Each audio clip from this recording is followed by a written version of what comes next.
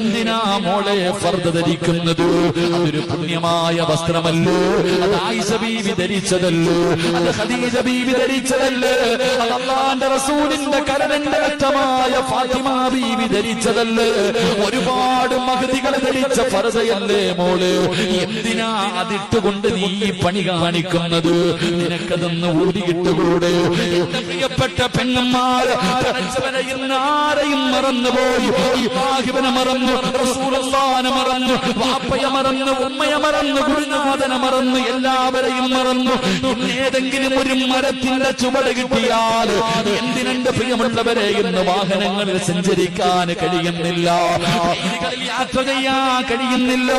എന്റെ പ്രിയപ്പെട്ടവരെ എവിടെ നോക്കിയാൽ തന്റെ കണ്ണിന്റെ മുന്നിൽ ഉസ്താദന്മാരിയ്ക്കുന്നുണ്ട്, വാപ്പയുടെ പ്രായമുള്ളവരിയ്ക്കുന്നുണ്ട്, ഉമ്മയുടെ പ്രായമുള്ളവരിയ്ക്കുന്നുണ്ട്, തന്നെ പോലെ ചെറുപ്പക്കാർ